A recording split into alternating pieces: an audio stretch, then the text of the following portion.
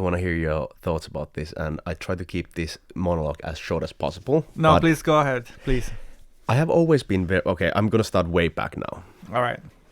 Take us through the journey. Yes. I have always been interested in chimpanzees, in monkeys. Yes. As you know, I'm a real monkey. But for real, and I'm currently reading this book called Mama's Last Hug from this primatologist, I think he's a biologist, Frans de Waal, who has studied his whole life. Okay. All kind of he has studied mammals. chimpanzees. No, all kinds of mammals. Mammals in general. I think. It's the first book that I'm reading from him, but it handles about like animal emotions and what they can teach us about ourselves. Mm-hmm. And I find that very interesting. And I have always known that it's kind of like when you watch films or whatever you watch. And this is something also that he points out in the book. It is the emotions that makes the difference. It is like if you create, for example, a film that creates emotions in people, if people actually have feelings when they watch it, that's only thing that matters at the end. And I kind of like always knew that, but it's just really fucking struck me lately when I was thinking about it, like you can have just a character who doesn't speak at all, and this feels so obvious. I think this is like the oldest trick in the book, but I haven't kind of like wrapped my head around it. That you can have just a character, there's no sound, the person doesn't say anything, there's no dialogue, and it could sound very fucking boring like this, and it could be a tough sell, like from producer point of view. But if you just manage to evoke emotions in the audience through the character going through something, or emotion on the character's face that the actor is then able to convey to the audience, and then then the audience can see that, okay, I know that feeling, I know that emotion. Yeah. And that's just so fucking powerful. I think that's what makes all the difference. I love what you said, that this feels sort of obvious, but at the same time it is a realization, right? Yeah. I think we have touched on this on some of the previous episodes when we're talking that there's some movies in which it's not necessarily about what happens, but it's more about going on that journey with the characters because you're invested in the characters. And I think that goes back to what you're saying about their emotion. Like at the end of the day, it's really about connecting to some sort of emotion, and it could be anything, right? I mean, it could be a character being angry, could be a character being, anything. But as long as there's very strong emotion. Yeah. That's actually something that we talk a lot about in improv, which is that, when we start doing a scene, you need to figure out who you are and where you are, but then probably your biggest priority is to figure out your why or what. Like, what does your character want? Right. Or why does they want something? Or what is their flow? Or like, you need some emotionality to make that character relatable. Yeah. Exactly. And that's the bottom of the basically the bone, the what's the right word I'm looking for? It's the groundwork, the solid base of every story is some sort of emotion, right? Yeah, exactly. So are you trying to inject more of that into your stories? Yeah, I am. I have not managed to do that yet, but I'm thinking about that and trying to get it there. But and I also want to say just what the dude also said in the book. What he wrote about was that he's not interested in human beings and human. The reason why he's studying animals, like even though you can make a very strong argument that human beings are animals, and at least I do believe that. And I what the fuck I'm saying? It's not even a matter of belief to me. That's just the fact. Human beings are animals, just like any other animals, and that's it. Part of the animal kingdom. But point being, he said that the reason why he's not interested in in human beings, but in other animals, is because we have the capability to speak, and that just offsets kind of, because we are able to talk about our feelings, but that really doesn't mean that our emotions are the same as our feelings. Okay, I'm actually bad. No, I know you're onto something. Right? I think I'm getting. So are you saying that we might not necessarily communicate well what we're feeling? Yeah, As in, exactly. like, sometimes you would lie about what you're feeling. Yes, exactly. Or sometimes you would just think that this is how you feel, but you actually don't feel like that, and it would just then come out. Yeah. Like, let's say you're saying to your girlfriend that I'm not jealous, and you might actually think and believe it yourself that you're not jealous. Yeah. But then you're in a situation that your emotions, because feelings is what you cannot, you can only know how the other person feel if the other person tells you, right? Whereas like the feelings are like internal, subjective, I don't know, just subjective like experience, you have it inside. But emotions are then that's something that you're kind of like Projecting to the world. yeah, and your body kind of gives it away. Ah, I never thought about the difference between the two. So you can say that you're sad, but I cannot see it from you Okay. because you're just saying that you're sad, and then I just believe that okay, you feel sad because you tell me that you feel sad. But you could also have an emotion of being sad when you're just crying and your face kind of gives it away that you're emotionally sad, and then I know that that's your emotion. Wow, that opens a lot of doors to play as a storyteller, as a screenwriter, right? Right. Like you have a character say they feel scared, but they act brave in front of someone, Right. like a mother protecting her kid. Yeah, that's a good Like, point. Yeah. She's acting, brave, but you can see that she's actually feeling scared. Yeah, right. Exactly. Yeah, that's a good point. Just like that. Or what you also have said a few times, that when somebody says something funny, you say that, oh, that was funny. That's a good example of your feeling is like amused, or you're amused that you're feeling. But if you're not laughing, you're just saying that was funny, then I know that that's your feeling. But if you actually laugh, that's your emotion, and it kind of gives it away. And it is possible the emotion to match the feeling, yeah, right? Absolutely, exactly. And I guess laughing is an example of that. Yeah, So if you laugh, you also feel like this is funny, feel joy. Yeah, exactly. So where in other animals, human beings, they kind of can't lie to you because they are not communicating their feelings. They are gonna only show their emotions, and that is I don't know if it's impossible, but it's extremely hard to cheat on. Yeah. If you feel embarrassed, you blush, right? And it's not something that you can hide, right? Or if you are in a situation where you're not allowed to laugh and you start to laugh, and you really try not to, but you're still laughing, right? So it's a kind of proof that those emotions just come out even though you try to fight against them. And I think that boils down to the subtext in films, what I find the most interesting part. And I would made an argument that it is the most important part in any film to make it good. It doesn't matter what the plot is. It doesn't matter, like nothing else matters except just the emotions it wakes and like it evokes. And that boils down to the subtext. So you see a character, it doesn't really matter what the characters say. It matters what kind of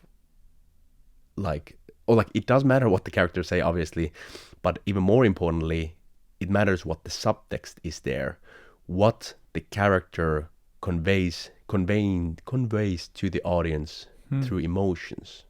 Wow.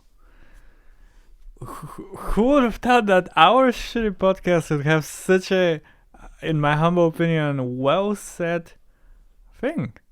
That's actually a big revelation. And as you were speaking, I was also thinking, this applies to a lot of things and a lot of different ways of storytelling. And I'm even thinking I can apply this to my videos too. And it will probably make them better, as in,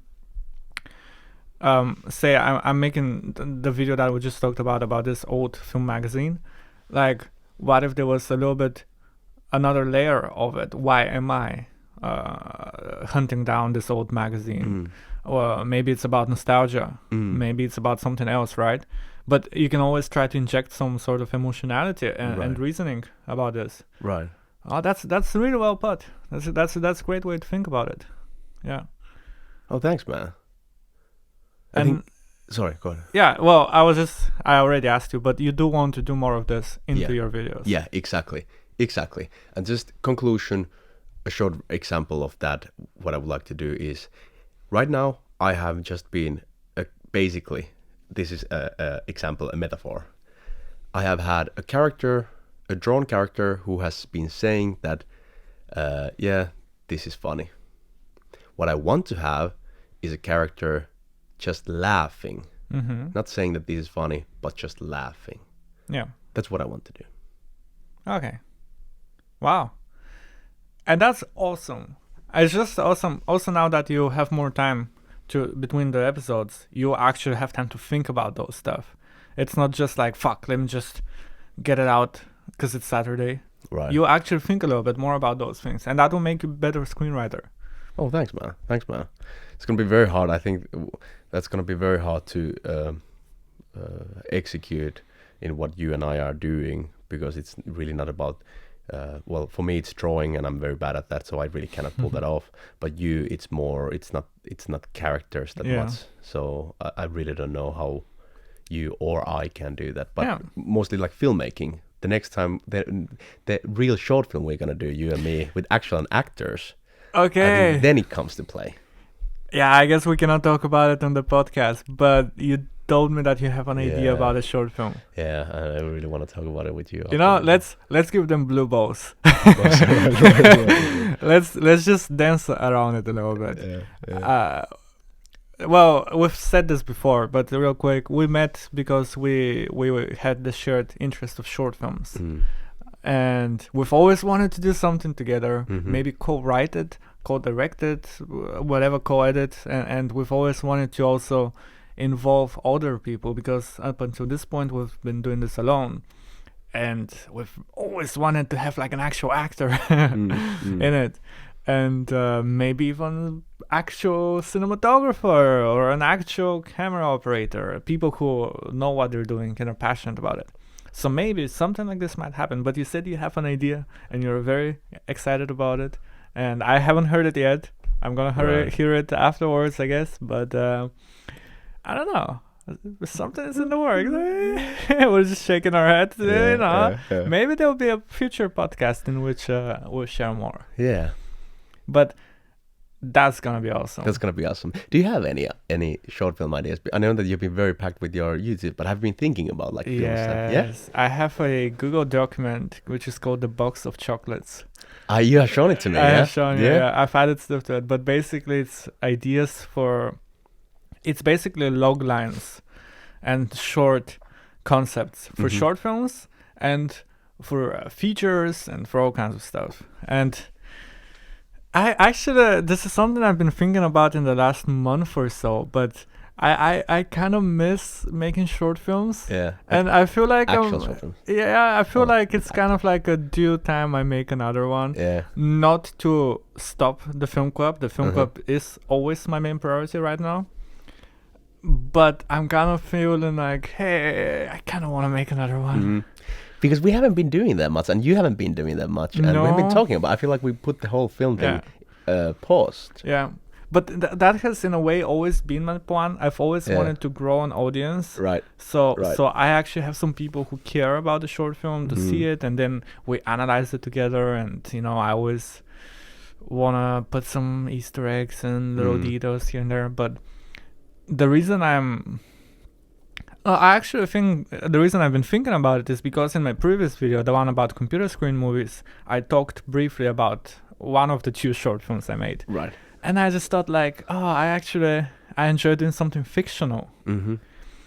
And the other reason that I've been missing it and I want to get back to it is because all my short films are actually puzzle pieces of the same story. Right. So they're all a timeline, they're all connected, they all take place in the same quote-unquote cinematic universe, and I have essentially written a white paper sort of document in which I lay down the big picture, the big story, what is the whole thing taking place and why, and the big stuff. Right. So, as I've done 2 short films, I pretty much have planned in a way the next 10, and I know where it's all going. I know the big finale and the big villain and everything, right?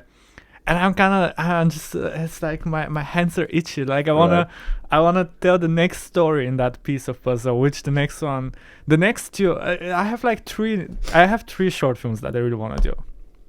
And the previous 2, they were the part of the reason why I did them is because I wanted to make a short film completely by myself, without any crew, without any gear, and sort of prove, quote unquote, that it's possible, whatever. Right. But the next short films, I do want to actually make them a little bit more proper. I want to film them nicely, and it's not going to be about let's make a no money short film with no gear and no nothing, but it's more like let's actually do it as good as we can. But there's 3 short films that I really want to do, and I think it's I've been itching to get back to it. And I guess you are too, because you just had an idea about a short film and you just want to do it. I just want to do it. Yeah, we just need a third person to help, because I know that you're on board because you're such a nice human being and we want to help me, but we need a third person as well. What do we need? A person to hold the microphone. That's easy. We'll find someone. Yeah, and you know what, actually? I don't think that's not even that important, because there's not going to be dialogue. Okay. There's going to be very little dialogue, So, in that short film, again, giving you guys blue balls, how do you want to split it? As in, like, do you want to write it and direct it? Do you want to co-write? What do you want to focus on? What is your ideal? I think I just want to write it, Mm-hmm. and then you can we can direct it together, I think.